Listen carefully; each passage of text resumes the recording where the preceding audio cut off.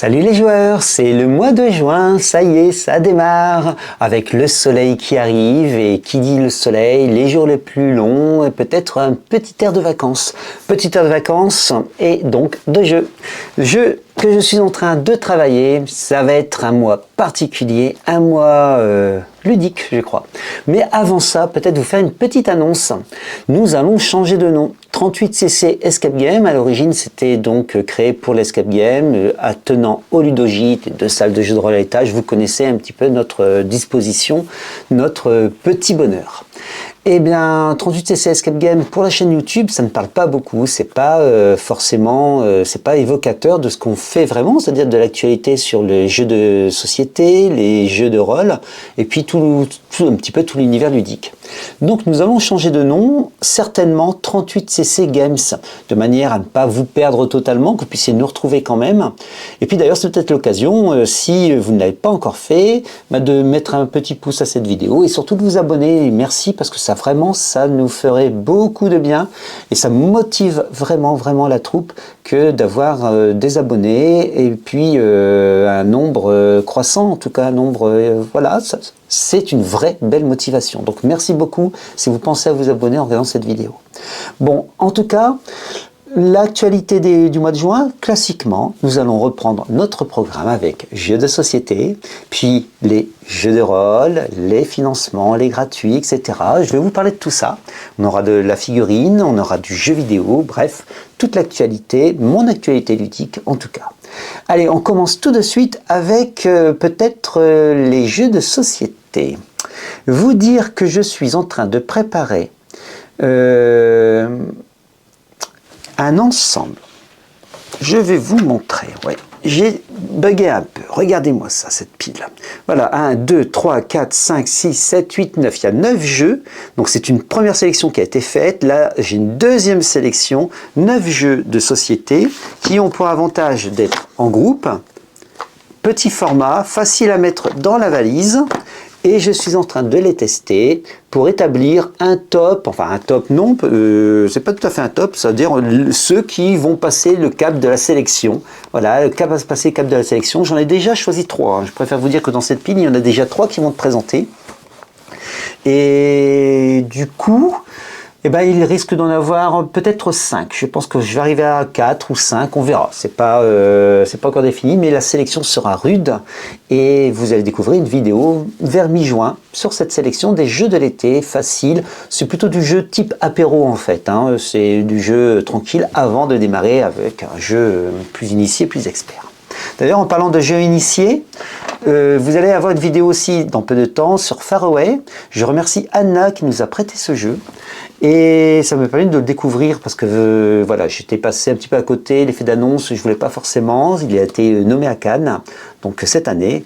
Et puis, bon, là, oui, je vous ferai une vidéo là-dessus. C'est un jeu considéré comme initié, je suis pas tout à fait d'accord. On est plutôt un peu plus simple que ça, je pense. Mais bon, voilà. On va revenir dessus et vous aurez mon avis. En parlant de jeux de société, toujours, il faut aussi prévoir quelques jeux duo. Donc c'est l'occasion de ressortir quelques jeux duo. En voici déjà une première sélection de 3. On va les recommenter, on va les refaire avec Noël. Et puis on va surtout en mettre un peu plus. Et certainement aussi une vidéo durant l'été, certainement au mois de juillet, concernant notre sélection de jeux duo à jouer passionnément pendant l'été. Donc là, ici, pour l'instant, nous avons sélectionné Boréal, District Noir et Dracula vs Van Helsing. Donc, 3 jeux duo et on en parlera.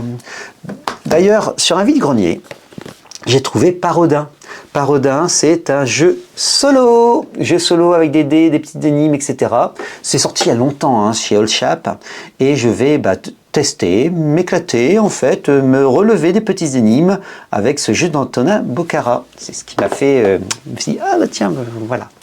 Et d'ailleurs, dans les jeux qui m'ont fait, ouais, voilà, c'est Une vie de chien. Alors, qu'est-ce que c'est qu'Une vie de chien? C'est un vieux jeu édité par Descartes, c'est un Eurogames, sorti il y a 20 ans au moins, et le thème, vous êtes un chien. Vous êtes un chien, vous allez marquer votre territoire, les lampadaires, tout ça. Il y a de très belles figurines. Je vais vous montrer ça tout de suite. Alors, voilà. Si là, je prends pas de figurines, on va faire le petit zoom de très belles figurines. Est-ce que c'est parti? Oui, je pense qu'on a les... Voilà. Des petites figurines de chiens avec éviter la fourrière. À l'époque, il y avait encore des fourrières. Et essayez de voir ce que vous pouvez trouver dans les poubelles. Vous devez récupérer 4 nonos. C'est un jeu que je cherchais depuis un petit moment. Et j'ai eu l'occasion de le trouver. Donc, très, très heureux. Voilà. Et il est très immersif. Il est très sympa. Certainement aussi une vidéo dédiée sur ce archéo-jeu de Christophe Bollinger. Donc, voilà, ça risque d'être pas mal. Autre jeu à découvrir, beaucoup plus récent lui, puisqu'il est sorti, juste sorti, c'est chez Don't Panic Games. C'est Midwind, un gros jeu coopératif asymétrique. Vous allez aider le petit peuple pour bâtir un village. Et le matériel est superbe. Je mettrai un petit encart vidéo. Nous l'avons vu à Trolls et Légendes. On me l'a présenté à Trolls et Légendes. Et je me suis dit, waouh, ça peut être super, super sympa. Donc, bon, on va voir un petit peu. Soit je craque sur l'achat, certainement. Et puis, on en fera certainement aussi une petite vidéo. Allez, on en parlera en tout cas. Voilà, c'est les jeux de société qui ont motivé, qui m'ont fait de l'œil, je devrais dire, pendant ce mois de mai que je vais vous présenter, peut-être, oui, je vais vous présenter pendant le mois de juin, peut-être juillet. Pour les jeux de rôle, la grosse actualité, c'est One D&D. One D&D, l'édition 5.5, je préfère dire l'édition 6 carrément, hein, de Donjons Dragons. Peut-être une édition qui ne veut pas dire son nom, et des couvertures qui ont été révélées il n'y a pas très longtemps, couverture de livres de base, pareil, je mettrai peut-être un petit encart, avec l'édition aussi collector. Donc elles sont plutôt jolies, il y a plutôt sympathiques. Bon, elles sont très conventionnelles par contre, hein, il n'y a pas de grande surprise, mais plutôt assez jolies. Première parution en anglais, c'est dès ce mois de juin, et donc ce ne sera pas que l'appel du 18 juin, du général de Gaulle, mais ce sera le 18 juin la sortie aussi de One D&D en anglais, donc livre de base, premier tome, livre du maître, puis livre du joueur, puis livre des monstres. Le livre des monstres devrait paraître le 18 février 2025, donc entre les deux va s'écouler 6 mois. 6 mois pour découvrir cette nouvelle bouture, hein, devrais-je dire, autour de l'arbre qu'est Donjons Dragons pour les 50 ans de Donjons Dragons. Autre actualité, c'est les Archives de l'Empire, volume 2, donc Warhammer 4. Et je vais vous présenter tout ça en regardant à la lumière des Archives de l'Empire, volume 1. On va se dire que c'est bien ou c'est pas bien. Vous allez découvrir tout ça dans la vidéo. Et est-ce que c'est nécessaire de l'acheter en sachant qu'on a le numéro 1? Est-ce que c'est pas nécessaire? Bon bref, on en parlera. Sortie bientôt en vidéo. En financement maintenant. En financement, je fais un petit tour sur Game of Tabletop pour repérer des choses qui m'ont tapé dans l'œil. Le premier, et ça finit malheureusement le 1er juin, donc j'en parle mais c'est fini, et peut-être un lot de plège, c'est un jeu de Clément Fournier et illustré par Lucide Leca qui s'appelle Le Village aux 5 Dragons. Rien de très original sur ce jeu compétitif. Tiens, exploration compétitif, inspiré de jeux de rôle. Ouais, là on est plutôt collaboratif. Et c'est de 1 à 5 joueurs. C'est plutôt jeune, on est sur du 10 ans et plus, avec des parties de 1 à 2 heures. Donc ça s'adresse effectivement à un public plutôt jeune. D'ailleurs, les illustrations le montrent bien. Vous allez incarner un aventurier avec 10 classes, 10 origines, 10 métiers. Vous allez explorer un donjon, vous allez accumuler des richesses, de l'expérience, remplir des quêtes. Et puis en ressortir avec un maximum de butin. Trop bien. Bon, mais le jeu m'a tapé néanmoins dans l'œil. Pas forcément très original, mais m'a tapé vraiment dans l'œil graphiquement. Ça a l'air d'être frais. Ça a l'air d'être intéressant. D'ailleurs, toujours chez Game of Tabletop, c'est la sortie de Myr, hein, le recueil de scénarios. Myr, pour rappel, c'est un jeu de dark fantasy. Ils ont sorti un livre kit d'initiation, kit de découverte avec un écran incorporé tout autour. On a fait une vidéo. On a fait une vidéo sur la chaîne présentant Myr, donc je vous invite à aller faire un petit tour, explorer tout ça. Et c'est un jeu donc qui a une assez bonne hype, vivement qui nous prépare ce recueil donc de livres de base.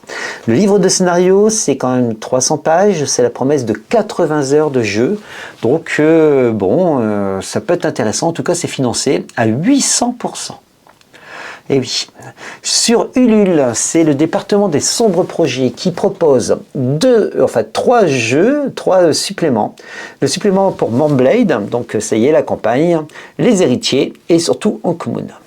Voilà, 3 jeux avec en plus du déstockage, histoire de se faire des nouvelles gammes complètes à petit prix. Donc c'est sur Ulule, ça vaut, je pense, le coup de faire un petit tour. Ça c'est pour l'actualité jeu de rôle et on va basculer vers les gratuits avec l'actualité jeu de rôle. C'est de vous parler de la Desbanda. La Desbanda, donc Desbanda 1937, c'est un jeu de Pablo Lopez. Il est gratuit. Vous allez avoir en encart de la vidéo, hein, en bas de la vidéo, vous allez retrouver ici le projet visible sur pablo.inch.io.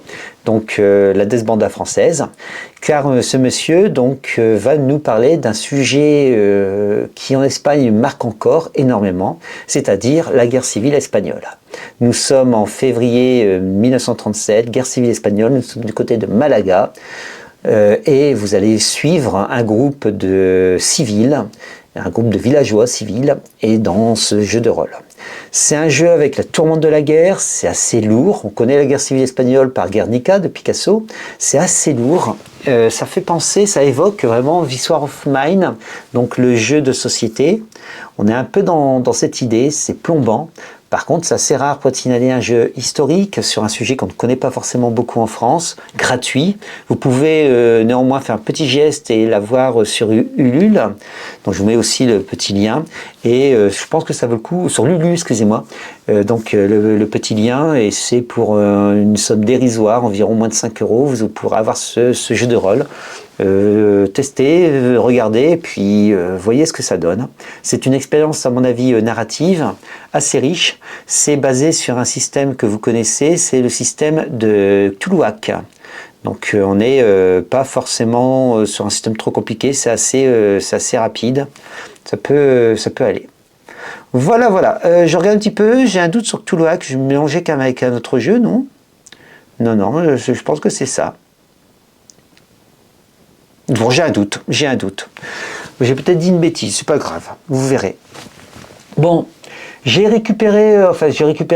repéré plutôt les royaumes démoniaques. Là, on bascule sur les livres.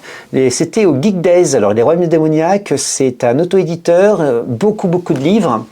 Et c'est dans un monde de dark fantasy. Beaucoup d'illustrations, il se fait aider par un illustrateur qui a une jolie petite patte en noir et blanc. C'est pas mal du tout, en tout cas ça me semble pas mal du tout. Maintenant, qu'est-ce que ça vaut réellement, je ne sais pas. C'est actuellement sur Ulule, faites un petit tour, regardez un petit peu. Je lui ai posé la question, moi, savoir s'il voulait faire du jeu de rôle à partir de son histoire. Hein. Et il m'a dit non, c'est vraiment très dark et c'est un monde très mouvant. Donc avec des démons, etc. Et donc il ne souhaitait pas forcément faire du JDR, a priori, sur ce monde. Bon, c'est un peu dommage, mais pourquoi pas. En tout cas, honnêtement, c'est intriguant. Vraiment intriguant. Et d'ailleurs, mes lectures. Aïe.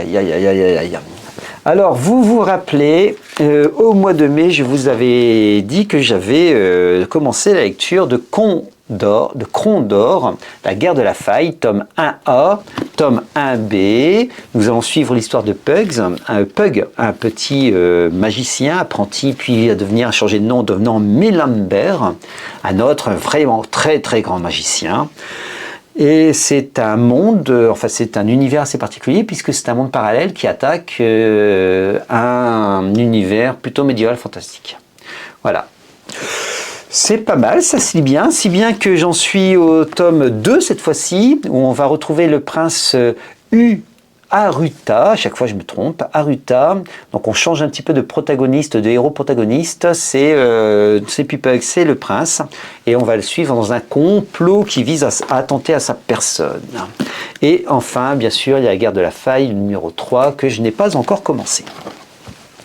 Mais entre les deux, entre le 1 et le 2, j'ai lu un petit peu. Alors je vais commencer par un livre que je n'ai pas aimé du tout, Stephen King. J'ai toujours été un peu dubitatif vis-à-vis de Stephen King, à part certains livres qui m'ont beaucoup plu, je pense au Fléau par exemple, ça, et puis Peur Bleue, c'est nul. Voilà, c'est vraiment, j'ai on va pas dire que c'est nul, non. J'ai pas aimé du tout. C'est donc ça va jusqu'à la page 80 à peu près. C'est chaque mois de l'année, il se passe quelque chose assez sombre avec une histoire un peu de loup-garou au sein d'un village. Vous avez l'histoire qui est ici, donc c'est le film. Après, le synopsis du film avec quelques photos du film. Et je pense que ça a très mal vieilli. En tout cas, sur le texte, ça a très mal vieilli. Je pense que le film a dû très mal vieillir aussi. Et Stephen King, grand écrivain des années 80, des années 90, début des années 90, bah là, bon, ça a peut-être un peu mal vieilli, en fait, l'ensemble, je suis un peu dubitatif. J'ai lu Zulu Kingdom, et là, j'ai bien aimé Zulu Kingdom, c'est très très sympa. Très très chouette. Uchronie, nous sommes dans un Londres, c'est une grosse bataille. Hein. L'Empire britannique va frapper dans l'Empire Zoulou, et ben en retour, les Zoulous, par magie, vont se retrouver envoyés dans l'Empire britannique, et surtout à Londres, où ils vont ravager Londres. Et voilà à peu près toute l'histoire, mais c'est frais, ça se lit assez vite. Hein. En quelques heures, vous avez terminé ce livre. Et ça se lit plutôt assez bien, donc de Christophe Lambert. Et enfin, non, plutôt. D'abord, je n'ai pas lu, on me l'a conseillé, je verrai ce que ça donne. C'est Serum, saison 1, épisode 1, épisode 2. Il paraît qu'il y a 3 épisodes, voire même plus, il y en aurait même 6. On va voir ce que ça donne. En tout cas, l'intérêt, c'est qu'il y a des QR codes pour avoir des petites musiques d'ambiance. Voilà, des petits trucs en plus, etc. Donc à chacun des chapitres, ça peut être long de scanner le QR code pour lire le chapitre. Je ne sais pas exactement, je vais essayer. J'ai pas encore lu du tout. Je vous en parlerai certainement. En tout cas, ça vaut le coup de voir ce que donne cette expérience de lecture. Et celui pour lequel j'ai conseillé à Léopoldine de le lire, parce que je l'ai lu rapidement, celui très vite aussi, c'est Autre Monde, donc le premier tome de l'Alliance des Trois. Il y a eu toute une trilogie, puis Autre Monde, il y en a eu d'autres. Maxime Chatham, qui est rôliste, et s'est inspiré pour écrire ce livre, je pense, de Vermine 2047. Il n'y a aucun doute, en tout cas de Vermine, c'est sûr. On va retrouver Matt Carter, avec ses copains. Je vous lis le deuxième paragraphe. C'était un jeudi après-midi, l'avant-dernière journée de cours. Matt accompagnait Tobias et Newton dans la Tanière du Dragon, une boutique spécialisée en jeux de rôle, wargames et autres jeux de plateau. Ils étaient partis du collège et marchaient dans les longues rues de Manhattan à New York, etc., etc. Et puis, il va y avoir une tempête. La nature va se venger, va détruire le monde. Les êtres humains vont muter, d'autres pas forcément. Et puis, les enfants vont peut-être acquérir de nouveaux pouvoirs. Bref, c'est totalement Vermine. Si vous avez vu la vidéo que j'ai tournée, Vermine 2047, et bien là, nous avons un scénario pour Vermine 2047. Mais du coup, ce sont des adolescents, c'est pas forcément, c'est prenant, mais pas forcément très violent. Et là, je l'ai conseillé à Léopoldine, qui l'a lu, et qui commence à le lire plutôt. Elle est à la page 44 actuellement. Donc, ça a l'air beaucoup de lui plaire. Donc, peut-être du Vermine 2047 avec Léopoldine. Non, je sais pas, je m'y risquerai peut-être pas quand même. Bon, continuons. Sur, cette fois-ci, les figurines. Ah oui, dans les livres, j'ai terminé aussi La Belgariade. Je me souvenais décidément plus du tout de cette histoire et ça m'a fait plaisir. C'était agréable. Donc Eddings, La Belgariade, très très bien. Les figurines. Nous sommes allés dans un club de figurines suite à Delangeau. C'est les Canonniers de Lille. Léopoldine qui souhaitait découvrir la peinture sur figurines. Et c'est sympa. C'est sympa, différentes tables et puis des conseils, bon enfant, très, très gentiment sur comment peindre, etc. On passe d'une table à l'autre, on discute, c'est super sympa. Et puis on peint. Donc nous avons fait un essai, on fera certainement le second, voir comment on va s'inscrire. En tout cas, c'est l'occasion de nous rejoindre au Canonnier de Lille. Tout au moins, si vous souhaitez peindre de la figurine, ça peut être pas mal du tout. Et il m'avait conseillé donc à Delangeau une marque de figurines qui s'appelle Donjon et Laser. Il y a 68 figurines dans la boîte que j'ai achetée, différentes thématiques. Et surtout, donc je vais mettre un encart. Et surtout, c'est assez plaisant, car c'est des personnages pas communs du tout. Vous avez une servante, vous allez avoir un barde complètement délirant. Enfin, vous regardez un petit peu la vidéo, les prises qui sont en train de passer. C'est vraiment très, très, très, très sympa. Voilà. Et maintenant, des figurines, on va passer sans transition à l'actu technologie. Nous sommes allés au Geek Days et j'ai eu un coup de cœur pour une association qui était présente, c'est la Team Orcusa.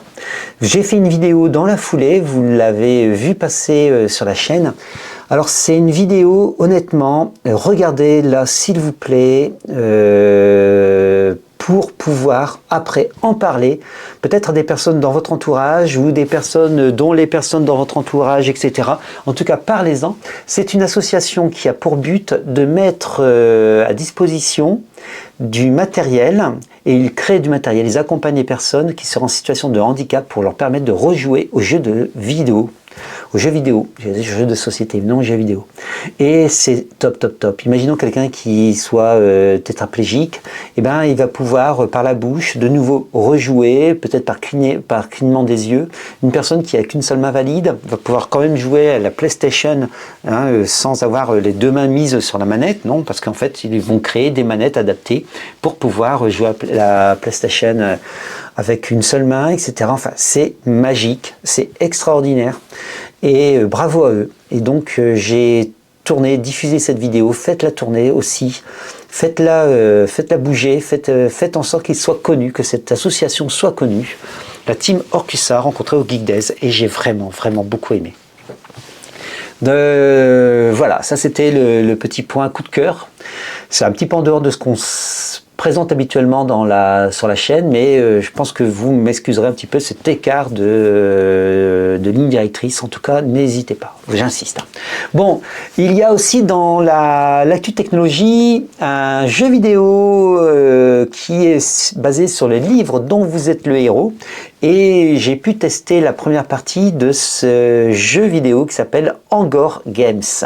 Donc je vous invite à aller sur le site, pareil en description de la vidéo vous allez découvrir le site, et ça promet quelque chose. C'est un petit peu un click and play en fait, avec des choix multiples, tout ça. Livre dont vous êtes le héros, très sympathique. Je vais continuer en vous parlant des conventions. J'ai mentionné effectivement la Geek Days qui s'est terminée. C'était super sympa, beaucoup de cosplay, de très jolies choses. Et bien la prochaine, c'est pour nous, ce sera la convention des Héros de Lambert. Héros de Lambert, c'est une grosse association de jeux de rôle sur l'île. Et ils ont voilà, une convention mi-juin. Et c'est à la ferme du Mont-Garin. Et on va certainement y être présent. On va d'ailleurs y être présent. On va jouer un petit peu, etc. C'est encore une fois l'occasion de nous rencontrer. Et ils vont sortir quand même de très bons jeux. C'est l'étape de convention de jeux de rôle un petit peu à l'ancienne, parce que c'est la volonté là de revenir un petit peu au début, avec peut-être des prix, peut-être des... Enfin voilà, il va y avoir quelques surprises. Ça promet d'être très bien. Je sais entre autres qu'il va y avoir Awaken qui sera maîtrisé par Alice. Il y aura Knight, etc. Il va y avoir pas mal de jeux. Ça va être bien. Voilà, j'en suis certain. Eh bien, puisque ça va être bien, ça sera le mois de juin qui sera sympathique. Et pour nous, c'est l'occasion de nous retrouver sur la chaîne pendant tout ce mois. Et pour les actus jeux, pour le mois de juillet. Donc on se revoit bientôt, quoi qu'il en soit, avec tout ce qui est prévu, avec ma grosse pile de jeux, tout ça. Et il est temps de se dire au revoir. N'hésitez pas, comme d'habitude, à me faire des petits pouces. Et surtout me mettre des commentaires sur ce que vous aimez, sur ce que vous jouez aussi. Comme ça peut me donner des idées pour aller farfouiller, découvrir le monde ludique. Merci beaucoup en tout cas. Allez, salut les joueurs!